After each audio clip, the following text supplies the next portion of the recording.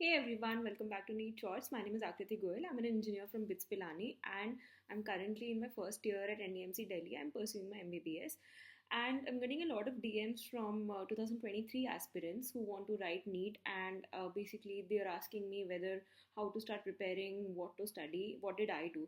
So I just wanted to quickly come here and tell you कि मैंने क्या follow किया था since I had a lot of gap. मुझे कुछ ज़्यादा याद नहीं था. Of course, concepts are something that always remain with you. If recollected, they can come back faster. But I honestly started studying each subject, physics, chemistry, bio, from NCRT. मैंने सारी NCRTs खरीद ली थी. And what I did was I started from chapter 1. I also joined online classes आकाश की लगाई थी मैंने because I did not know कि बाकी क्या available options थे उस वक्त. And उनकी क्लासेस में मैं बेसिकली सुनती थी कि वो क्या बता रहे हैं, जो क्वेश्चंस करा रहे हैं वो मैं क्लास में सुनती थी, लिख लेती थी. एंड माई आइडिया वॉज कि मैं थोड़ा सा गाइडेंस ले लूँ क्लासेस से, थोड़ा स्ट्रक्चर आ जाता है. तो मेरी 3-4 घंटे की क्लासेस होती थी.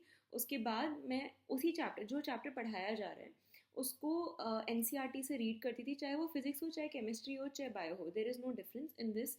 आई actually read N C R T for each of the subjects and multiple times. And physics के specially solve examples are very important क्योंकि वो सॉल्व एग्जाम्पल्स थोड़े डिफरेंट होते हैं. they try to focus on varied concepts application and कुछ कुछ examples बहुत ही unique हैं एंड पीछे की एक्सरसाइज उनकी काफ़ी अच्छी है. Then there is N C R T exemplar. Then I use to solve.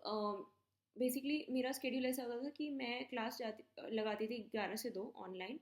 उसके बाद मैं वो पर्टिकुलर चैप्टर पढ़ती थी एंड उसके बाद what I use to do was कि आकाश में जो क्वेश्चंस होते थे उस पर्टिकुलर चैप्टर के, आई use to finish that.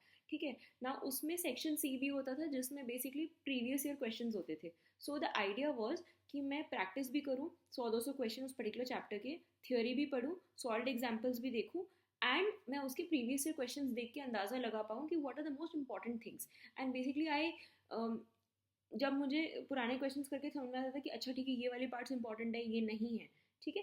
And I use to follow the same routine for everything. that is the only thing I ever did. I never used any reference book. I never really saw videos of any other person. मतलब बहुत rarely मैंने शायद कभी classes के कोई और videos देखे होंगे. इनफैक्ट मैं notes भी उतना पढ़ती नहीं थी honestly speaking. I never really revised notes. I never made proper notes. Again, this is not something I'm very proud of और या ऐसे करना चाहिए. It's something that worked for me. मुझे ज़रूरत नहीं पड़ी notes बनाने की. मतलब आपको आदत है, आपको notes से पढ़ना अच्छा लगता है. In fact it's a good thing to make notes. You can definitely do that. मुझे आता नहीं था notes banana after 10 years and I forgot and I was lazy, so I never did that. But I always read NCRT and मैंने chemistry, bio, physics तीनों की NCRT बहुत बार पढ़ी है. chemistry की NCRT कम से कम 10 बार पढ़ी है, bio की 15 बार पढ़ी है, इनऑर्गेनिक मैंने शायद 10-15 बार पढ़ी है एंड फिजिक्स की एटलीस्ट 4-5 टाइम्स पढ़ी है. Every time I use to pick up a chapter, I use to read the NCERT क्योंकि एनसीईआरटी में बहुत सारे कॉन्सेप्ट ऐसे हैं जो आपको कहीं कोई बता नहीं रहा या फिर आपको याद नहीं आएंगे.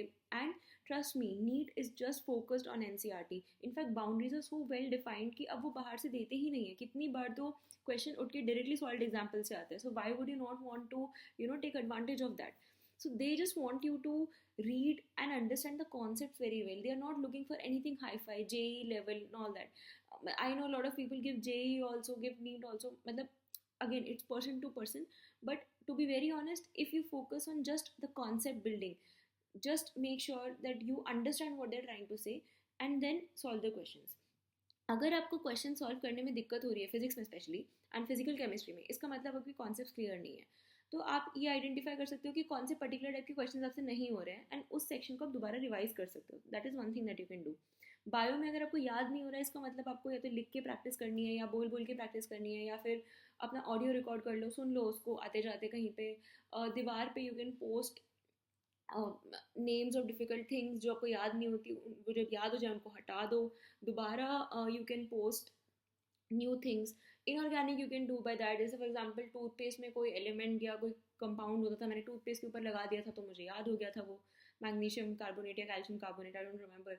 सो you can do small things like that and give tests. 100+ mock test दिए थे मैंने क्योंकि आकाश में मेरे पास जो पैकेज था उसमें कुछ आई थिंक 40 थे, but I was in the some batch in which they gave me extra tests because I had good marks. So in all मेरी practice काफ़ी अच्छी थी and to be very honest, Aakash में मेरा एवरेज को 670 680 के आसपास रहता था. I started from 590, I went on till 705 in my previous before the exam वाला जो टेस्ट था. बट मेरा एवरेज 670 680 के आसपास रहता था, एंड उतने ही नंबर मेरे नीट में आए थे. So if you consistently practicing you will know where you stand.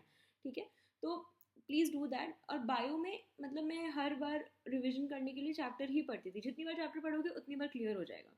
I hope this helps. Please please start reading NCERT. ये बाकी की बुक्स छोड़ दो. See understand, your Aakash, Allen, Unacademy, Byju से कोई फ़र्क नहीं पड़ता. The people who are making the paper are referring to NCERT. पूरे देश के पास एक ही किताब है NCERT. ज़रूरी नहीं है हर बच्चे के पास क्लासेस हो या कोई पर्टिकुलर सीरीज़ हो, है ना. तो क्वेश्चन जो आएगा वो आएगा NCERT से ही. And in case you are wondering कि एक्स्ट्रा चीज़ें पढ़नी है कि नहीं पढ़ रही हैं, जो क्लासेस में पढ़ाते रहते हैं फालतू का, and you know question papers में भी पूछ लेते हैं बट नीट में आता नहीं है, I would say it's your personal choice. मैंने तो कभी नहीं पढ़ा. ठीक है, 10-15 नंबर कम आ जाएंगे. जो आपके क्लासेस के टेस्ट होते हैं, क्या फ़र्क पड़ता है. पहले 95% जो NCERT सर है वो तो कंप्लीट कर लो. अगर वही याद हो जा रहा है तो फ़र्क नहीं पड़ता ना, अगर 15-20 नंबर इधर उधर हो रहे हैं तो. I hope this helps. Thank you. Bye.